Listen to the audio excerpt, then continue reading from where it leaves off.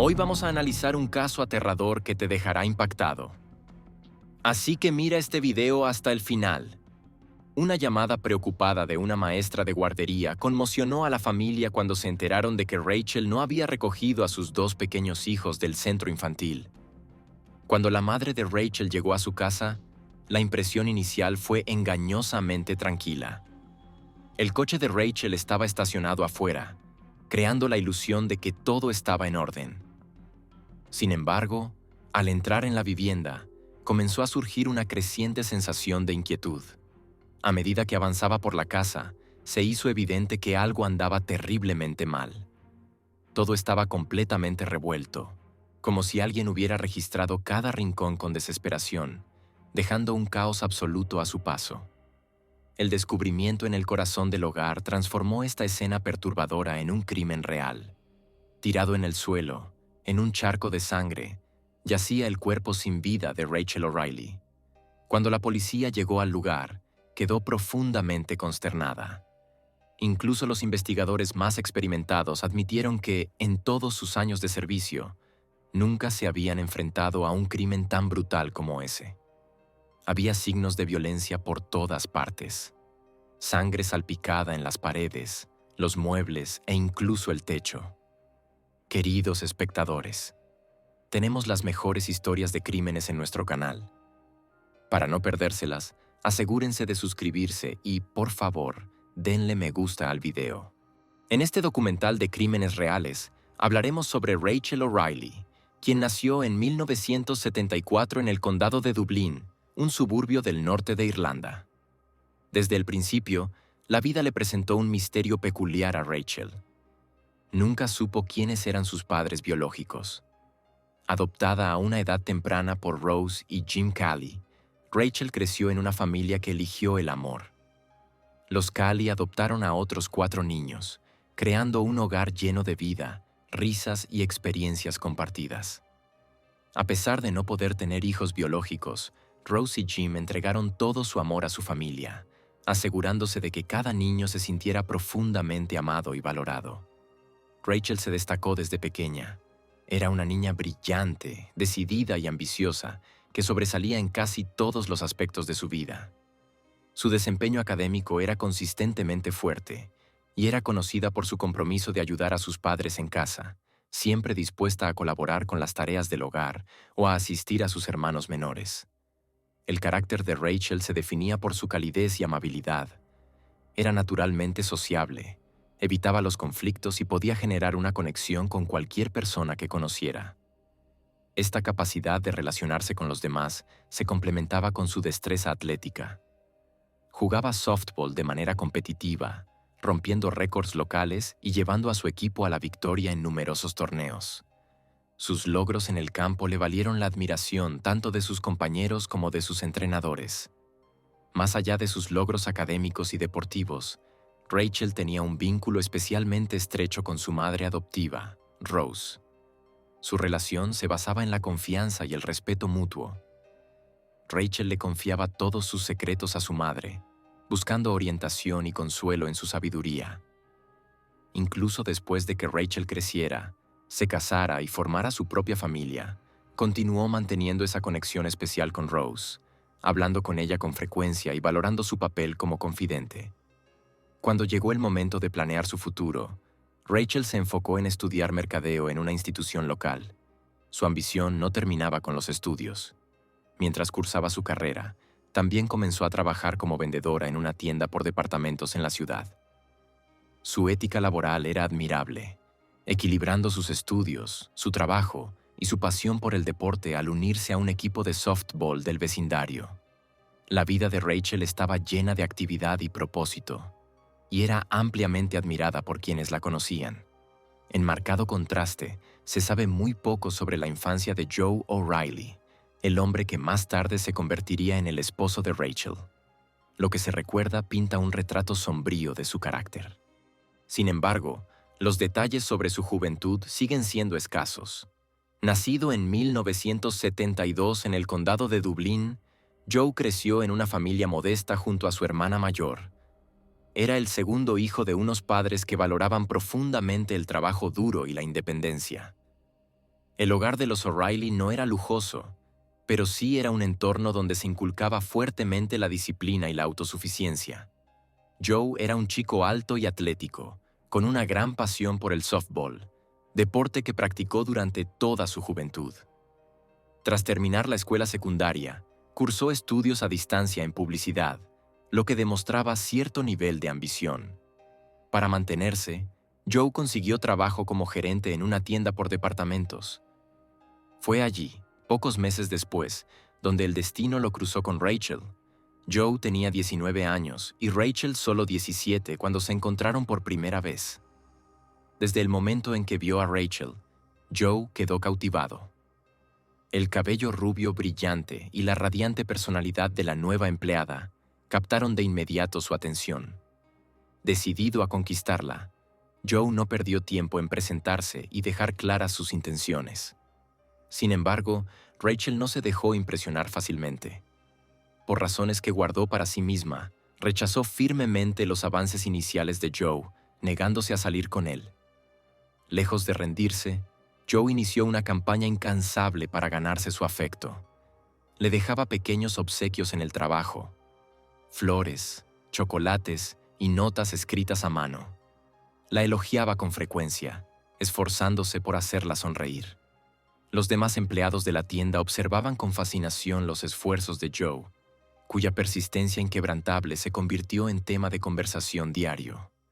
Aún así, Rachel se mantenía firme, manteniendo la distancia a pesar de la evidente devoción de Joe. Pero Joe no era de los que se rendían fácilmente.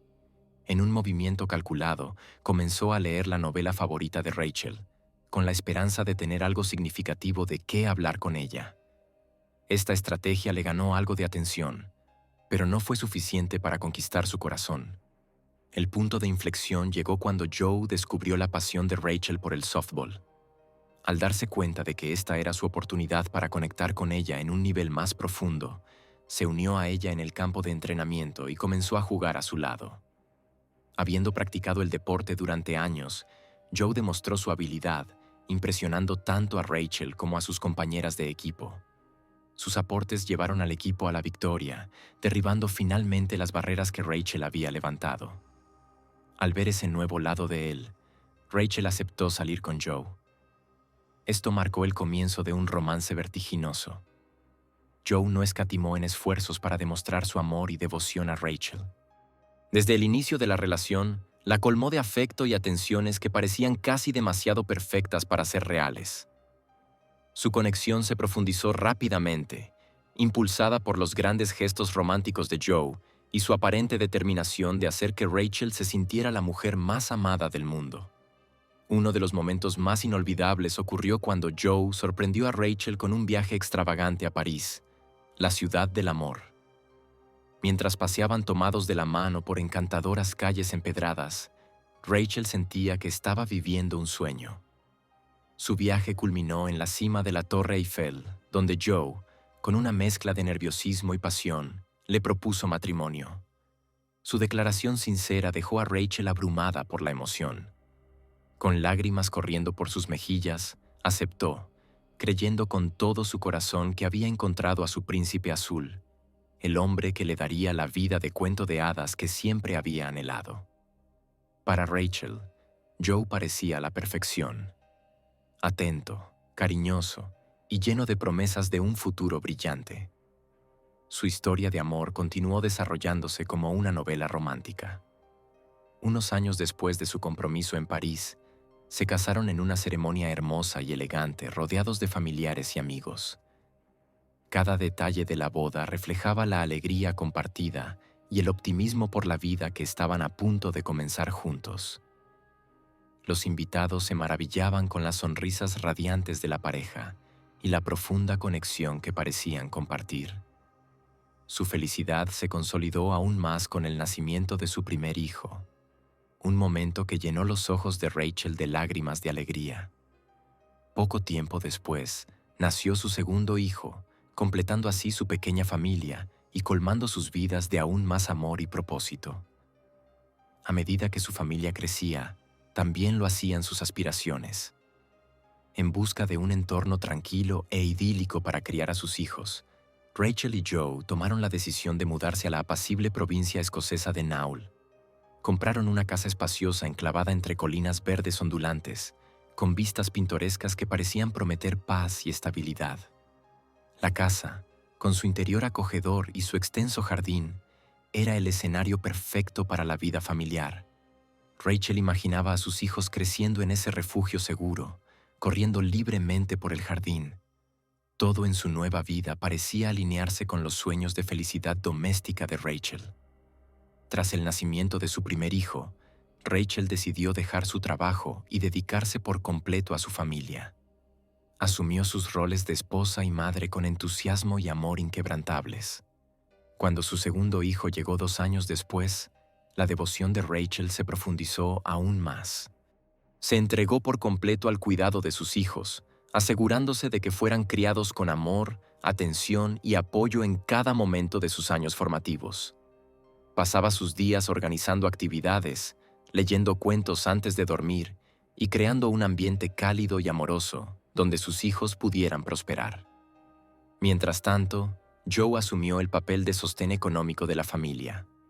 Consiguió un puesto como especialista en publicidad exterior en una prestigiosa agencia de publicidad, un trabajo que requería tanto creatividad como dedicación. El carisma y la ambición de Joe lo destacaron rápidamente en el lugar de trabajo. Sus colegas admiraban su confianza, puntualidad y fuerte ética laboral. Era conocido por su capacidad para manejar incluso las tareas más difíciles con facilidad y profesionalismo. La dedicación de Joe a su trabajo lo llevaba con frecuencia a quedarse hasta tarde para terminar proyectos o a llegar temprano para preparar presentaciones importantes. Sus esfuerzos no pasaron desapercibidos. Se ganó el respeto y la admiración de sus compañeros, consolidando su reputación como un profesional confiable y motivado. A pesar de su exigente horario laboral, Joe hacía un esfuerzo por mantener su estilo de vida atlético.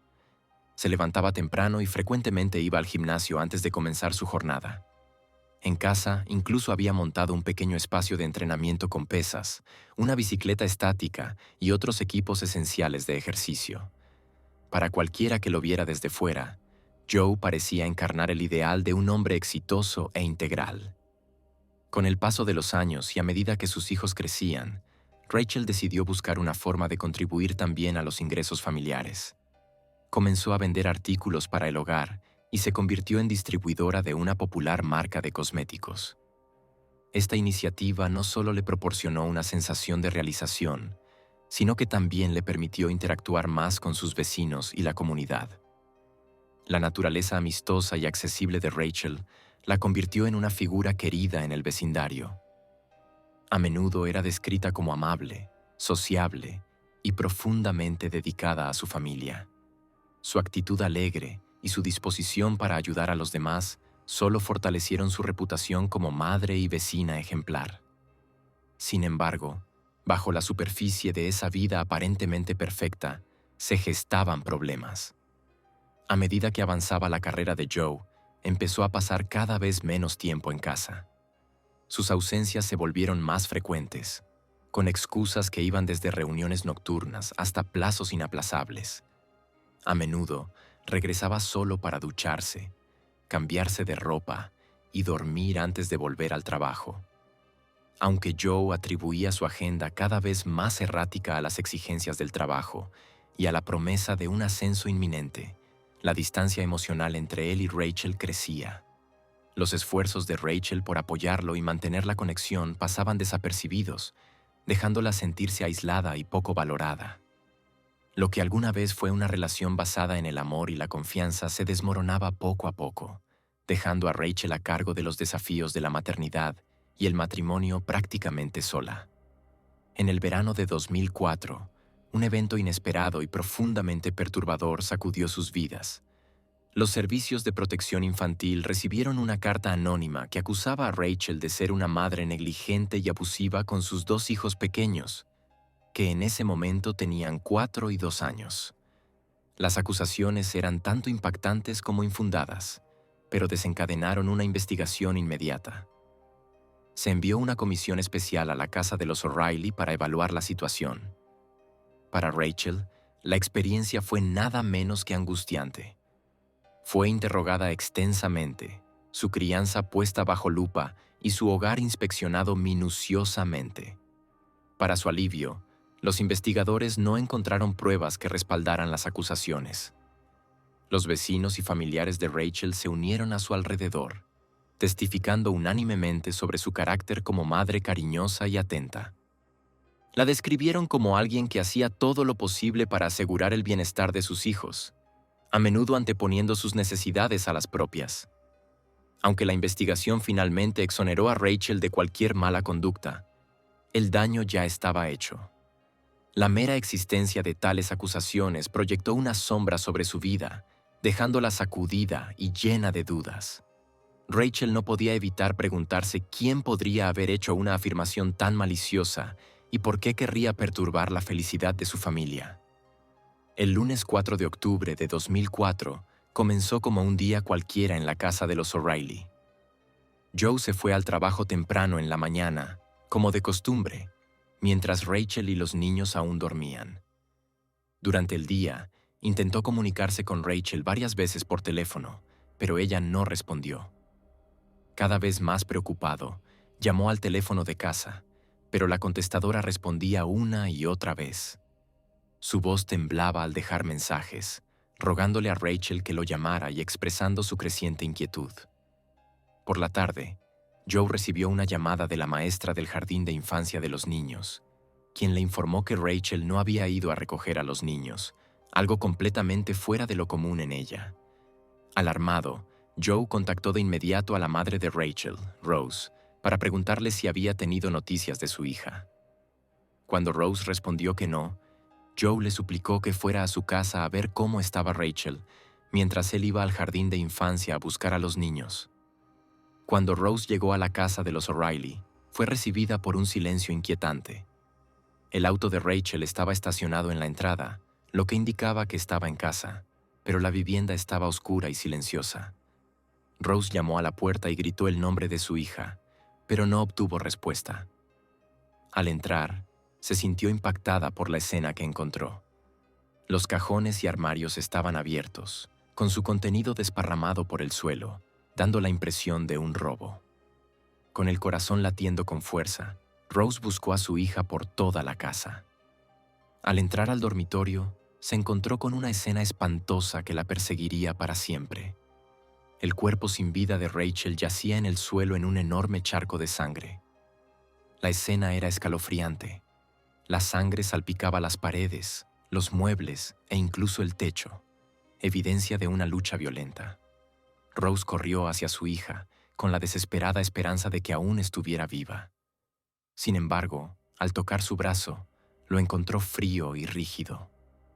La realidad era innegable. Rachel llevaba muerta varias horas. Abrumada por el dolor y el pánico, Rose perdió toda compostura. Gritó pidiendo ayuda, corrió al teléfono y llamó a la policía. Sus gritos alertaron a los vecinos, uno de los cuales era médico. El médico se apresuró al lugar, pero solo pudo confirmar la desgarradora verdad. Rachel no tenía posibilidad de ser salvada. Cuando Joe llegó a la casa, la escena ya era caótica, con una multitud de vecinos y curiosos reunidos alrededor. Las luces intermitentes de los coches de policía iluminaban la noche que caía, proyectando un resplandor inquietante sobre el entorno trágico. Tan pronto como se le informó que Rachel había muerto, su reacción fue inmediata y visceral. Gritó incrédulo, su voz resonando por encima del murmullo de la multitud. Sin dudarlo, corrió hacia la casa, empujando a los oficiales y desoyendo sus intentos de detenerlo. Insistía en que necesitaba verlo con sus propios ojos, incapaz de aceptar la devastadora noticia. En el dormitorio, la visión del cuerpo sin vida de Rachel en un charco de sangre hizo que Joe entrara en un estado de histeria. Cayó de rodillas a su lado, llorando de forma incontrolable. Las lágrimas corrían por su rostro mientras gritaba, maldiciendo al desconocido responsable del brutal ataque. «A quien haya hecho esto, lo juro, lo mataré», gritó, su voz una mezcla de rabia y desesperación. La escena era profundamente emotiva, pero algunos oficiales no pudieron evitar notar algo extraño en su comportamiento. La escena del crimen era como nada que los investigadores hubieran encontrado antes. El nivel de violencia infligido a Rachel era aterrador. Era evidente que el arma utilizada fue un objeto contundente y pesado, manejado con una fuerza espantosa. El cuerpo de Rachel mostraba señales de una brutalidad implacable, sin una sola parte intacta. Lo que desconcertaba a los detectives era la aparente falta de heridas defensivas. Parecía que Rachel había sido atacada por la espalda, sin oportunidad de resistir ni defenderse. La violencia excesiva sugería una profunda animosidad personal, más que un acto de violencia aleatorio. La escena había sido montada para parecer un robo. Los cajones estaban abiertos y sus contenidos esparcidos por el suelo. Sin embargo, el instinto de los detectives les decía que no se trataba de una irrupción común. Los ladrones rara vez atacan con tanta ferocidad y los objetos desordenados parecían más bien una ocurrencia tardía. Estaba claro que el crimen fue impulsado por motivos personales, posiblemente una intensa ira o resentimiento. La gran pregunta era, ¿quién podría albergar tal odio hacia una joven madre de 2 hijos? La investigación comenzó con entrevistas a familiares y vecinos. Sin excepción, todos describieron a Rachel como una mujer amable, simpática y muy querida. No tenía enemigos conocidos y nadie recordaba que estuviera involucrada en ningún conflicto. El día del asesinato, los vecinos informaron no haber visto nada fuera de lo común. Ni coches extraños ni rostros desconocidos. La vida de Rachel parecía pacífica y sin controversias, lo que hacía que el crimen resultara aún más desconcertante. Joe proporcionó una coartada afirmando que había estado al otro lado de la ciudad en una terminal de autobuses por motivos de trabajo. Un compañero corroboró su historia, diciendo que Joe lo había llamado durante el día. A pesar de esa confirmación, la policía no podía quitarse de encima las dudas sobre la implicación de Joe. Algo en su comportamiento no les cuadraba. A medida que avanzaba la investigación, los detectives descubrieron varios detalles extraños. Por ejemplo, aunque la casa parecía saqueada, no se había llevado nada de gran valor. Un fajo de $5,000 permanecía intacto en una mesita de noche. Otro escondite de dinero en la cocina tampoco había sido tocado. Una caja de joyas sobre el tocador estaba intacta, salvo por la falta de algunos objetos, un par de cadenas y unos pendientes. Además, Joe informó que faltaban una cámara digital, algunas piezas de plata y una de sus pesas. Fue precisamente la pesa lo que captó especialmente la atención de los investigadores, ya que sospechaban que podría haber sido el arma homicida. El misterio se intensificó cuando una bolsa que contenía algunos de los artículos supuestamente robados fue descubierta entre los arbustos a 2 millas de la escena del crimen. En su interior estaban las joyas desaparecidas, los cubiertos y la cámara. La presencia de estos objetos generó preguntas serias.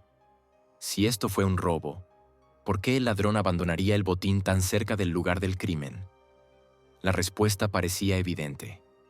El robo fue fingido, y el verdadero motivo era el asesinato. Con estos hallazgos, Joe se convirtió rápidamente en el principal sospechoso. Un detective comentó más tarde que las emociones de Joe parecían más teatrales que auténticas. Sus lágrimas y su temblor parecían exagerados, como si estuviera interpretando un papel en lugar de reaccionar de forma natural. Cuando se le preguntó si sospechaba que Rachel tuviera una aventura, la respuesta de Joe fue curiosamente a la defensiva. Negó rotundamente cualquier infidelidad de su parte, pero su tono no fue convincente y sus palabras sonaban vacías.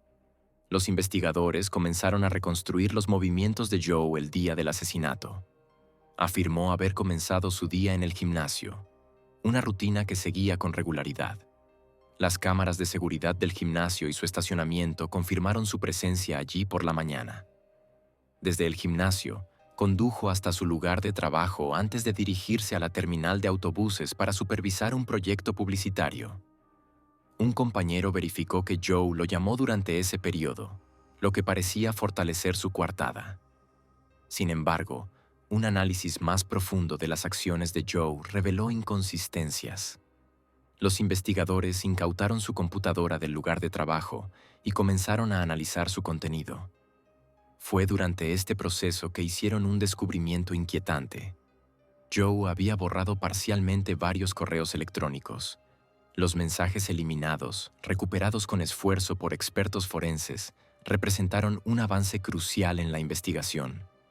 Al analizar los correos, revelaron datos preocupantes sobre el estado mental de Joe y su deteriorada relación con Rachel.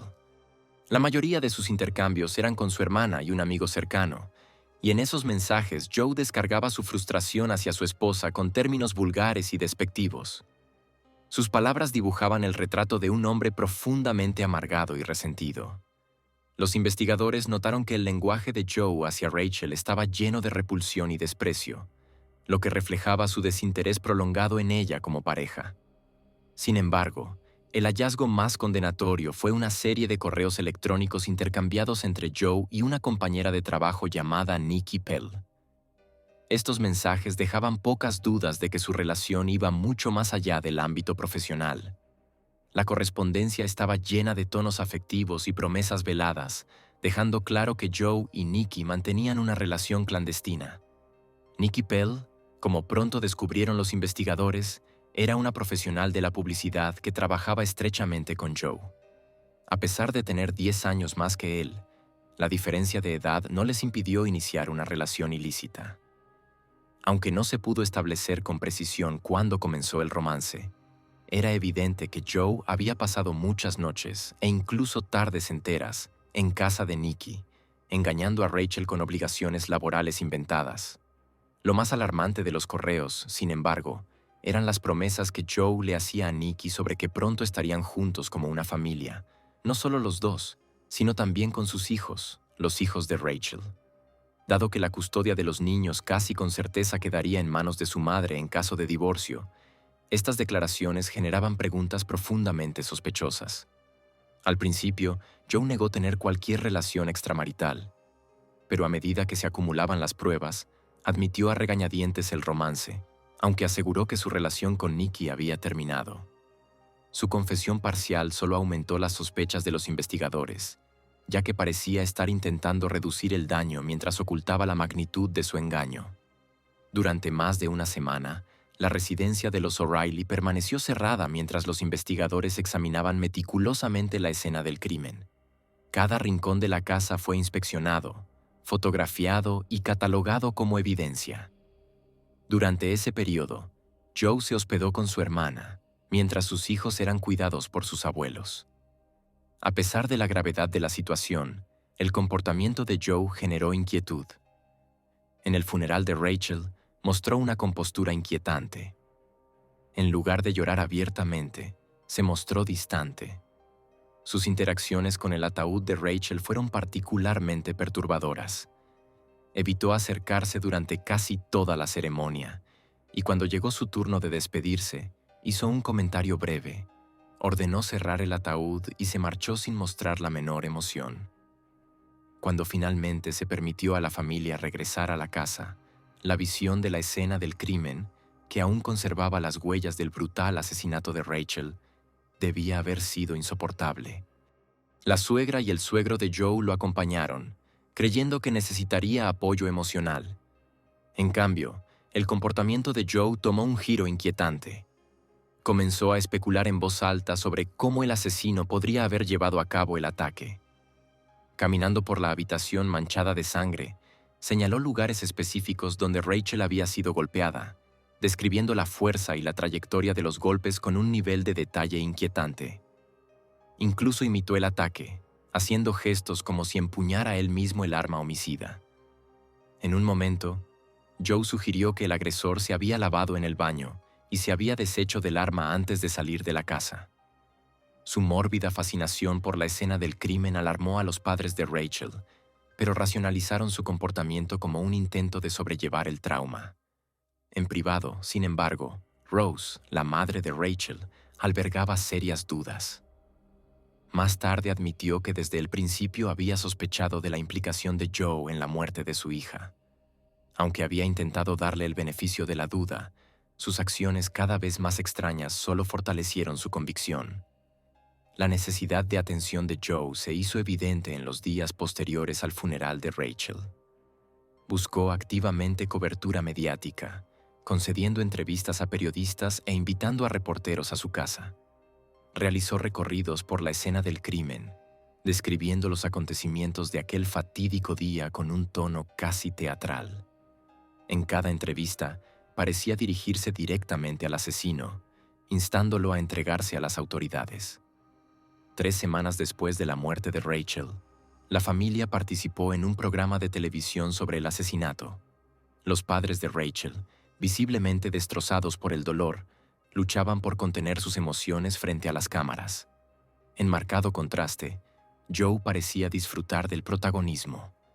Charlaba animadamente con el equipo de producción, discutiendo cómo presentarse mejor en pantalla.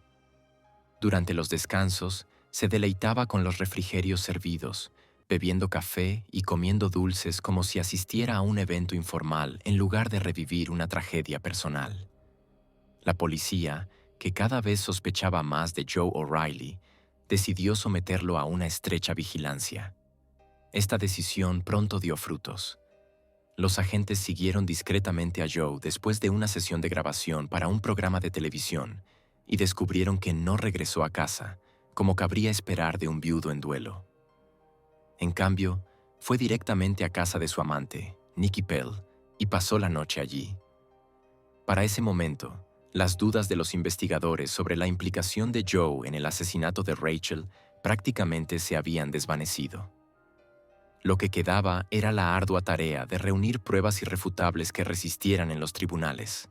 Construir un caso contra Joe fue un proceso meticuloso que requirió meses de trabajo y cruce de información. El avance crucial llegó cuando 2 testigos clave, Nikki Pell y el colega que previamente había respaldado la coartada de Joe, aceptaron hablar con la policía. Ambos enfrentaban posibles penas de cárcel por perjurio, y el peso de esta amenaza los persuadió a cooperar. Nikki admitió que su relación romántica con Joe nunca había terminado, contradiciendo directamente las afirmaciones anteriores de Joe de que habían roto. También reveló un detalle significativo y explosivo. Rachel había descubierto su aventura poco antes del asesinato. Esta revelación condujo a una acalorada discusión entre Rachel y Joe la noche anterior a su muerte. El colega, por su parte, confesó que había respaldado la coartada de Joe a petición de su amigo, sin saber en ese momento que Joe era sospechoso de asesinato. Admitió que no tenía conocimiento directo del paradero de Joe durante las horas críticas del asesinato de Rachel. Con estas revelaciones, la narrativa cuidadosamente construida por Joe comenzó a desmoronarse. La correspondencia recuperada del ordenador de Joe, en la que insultaba a su esposa y planificaba su futuro con su amante y sus hijos, también fue adjuntada al caso. La policía también analizó las numerosas declaraciones públicas y apariciones en medios de Joe, observando un patrón perturbador. En entrevistas y durante la grabación del programa televisivo, Joe hablaba del asesinato de Rachel con un nivel de detalle que solo el perpetrador podría conocer. Describía aspectos de la escena del crimen, la naturaleza de las heridas y los movimientos del asesino de maneras que no podían ser conocidas por una persona inocente. Los investigadores concluyeron que los comentarios descuidados de Joe les habían permitido reconstruir el crimen por completo.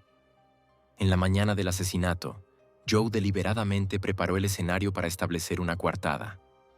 Fue al gimnasio, asegurándose de ser visto por las cámaras de seguridad y otros usuarios del lugar. Luego informó a sus colegas que estaría fuera de la oficina la mayor parte del día, trabajando en una ubicación remota, y que su teléfono podría estar fuera de servicio. En lugar de ir a la terminal de autobuses como afirmó, Joe regresó a casa. Armado con una pesa, se escondió en el dormitorio matrimonial, esperando a que Rachel regresara tras dejar a los niños en el jardín infantil. Cuando Rachel entró a la casa, Joe la atacó por la espalda, golpeándola con una fuerza brutal. El asalto fue rápido y no le dejó oportunidad de defenderse. Después del asesinato, Joe limpió meticulosamente la pesa y se lavó la sangre en el baño del dormitorio. Se cambió de ropa y preparó la escena para que pareciera un robo, desordenando objetos por toda la casa para engañar a los investigadores. Al salir, se deshizo del arma homicida, su ropa ensangrentada y varios objetos para reforzar la ilusión de una irrupción.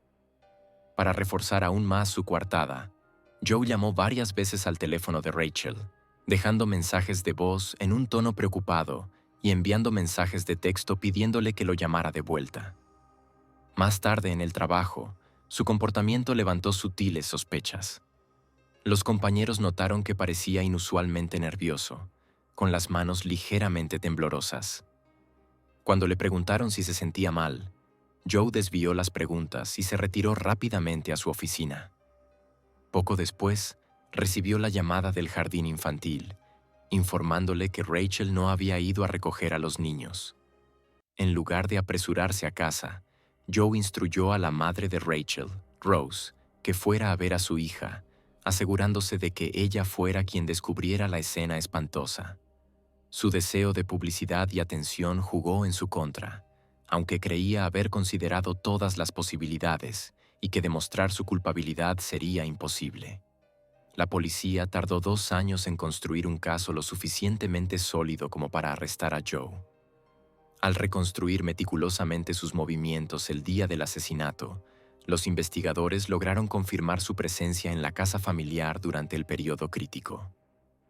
Los registros telefónicos desempeñaron un papel fundamental.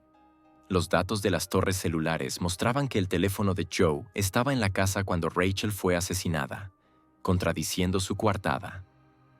Durante el juicio, surgieron detalles impactantes adicionales. Se reveló que la carta anónima enviada a los servicios de protección infantil, acusando a Rachel de ser una madre abusiva, había sido redactada por la madre de Joe a petición de él. Esta carta formaba parte de la estrategia calculada de Joe para desacreditar a Rachel y posicionarse como el padre más adecuado en caso de divorcio. Sin embargo, las acusaciones fueron investigadas a fondo y resultaron ser infundadas, lo que expuso aún más las tácticas manipuladoras de Joe. Joe O'Reilly, envalentonado por su arrogancia y su creencia inquebrantable en su propia invencibilidad, decidió actuar con audacia y certeza durante su juicio. Mostraba un aire de confianza, como si creyera que su liberación era inevitable. A lo largo del proceso, Joe mostró una alarmante falta de remordimiento. Se reía abiertamente, conversaba animadamente con su equipo legal e incluso hacía bromas en la sala del tribunal. Su actitud sorprendió a muchos presentes, incluida la familia doliente de Rachel, que observaba con incredulidad cómo Joe trataba el juicio como si fuera una mera formalidad en lugar de una lucha por justicia. A pesar de su actitud despreocupada, el verano de 2007 trajo un ajuste de cuentas. Después de meses de testimonios contundentes, pruebas irrefutables y súplicas emocionales, el tribunal declaró a Joe O'Reilly culpable del brutal asesinato de su esposa, Rachel. El veredicto provocó conmoción en la sala. Joe, que había mantenido la compostura durante todo el juicio, finalmente pareció afectado al escucharse la sentencia. Los abogados de Joe prometieron inmediatamente impugnar la decisión. Presentaron múltiples denuncias y apelaciones, alegando errores procesales y falta de pruebas. Sin embargo, a pesar de sus persistentes esfuerzos, todas las apelaciones fueron rechazadas. Los tribunales ratificaron el fallo original, reafirmando la culpabilidad de Joe O'Reilly y su condena a cadena perpetua.